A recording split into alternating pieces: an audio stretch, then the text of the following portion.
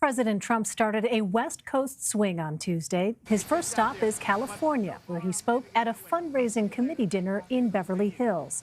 But according to the Washington Post, Mr. Trump headlined the most expensive fundraiser of his reelection bid this past weekend in Florida.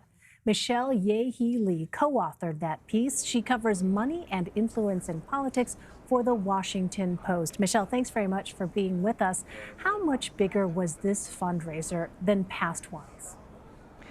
Well, it's actually the biggest ticket fundraiser that he held so far for his reelection campaign. It's actually thanks to a couple changes that happened for a fundraising committee that's supporting both his campaign and the Republican Party.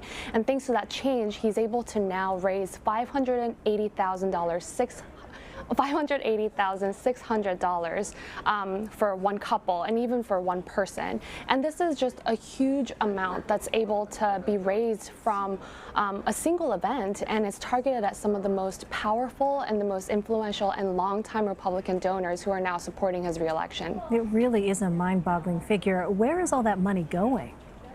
It's going to support his reelection and to the national party, and it also goes to the state parties, 22 of them actually, all in support of the president's reelection. So basically what this money is doing is bundling the different types of accounts that could be included into one large check, and then it's spread out to help the entire Republican Party across the country, all in support of President Trump's reelection. Well, what do attendees get with their more than $500,000 ticket? You know, these are extremely exclusive, tiny private gatherings, and basically you sit around the table with President Trump and you get to talk about anything you want, and you get to thank him. A lot of the attendees that we talked to said that there's a lot of thanking him, especially for tax cuts, for helping their individual businesses, and then they ask him a lot of questions. Sometimes they ask him things that are on their mind, things that affect their businesses, things that affect their friends' businesses. It's really a free-flowing conversation with the President of the United States. Sometimes there are as few as 8 to 10 people at the table. There might be up to 30 people. They're very intimate gatherings and very special experiences for the donors. I imagine so. Well, you report that there is not any vetting of guests except for a cursory Secret Service check. Why not? Well, essentially the Republican Party does a pretty basic donor check, and this is because, you know, there are a lot of donors who come through.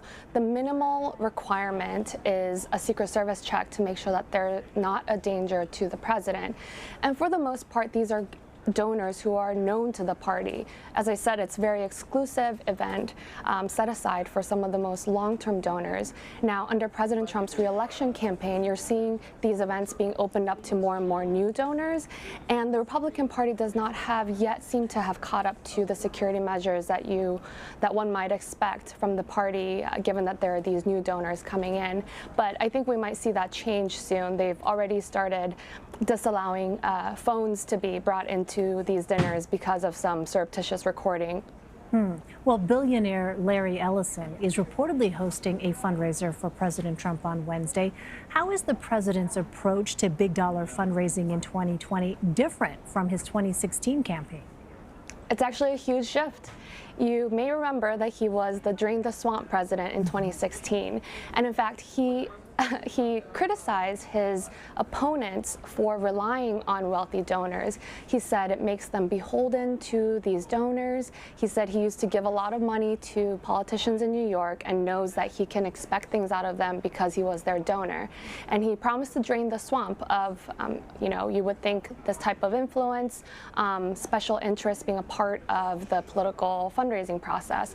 However, now you can see that these types of wealthy donors, courting them, has become a very regular part of his fundraising campaign.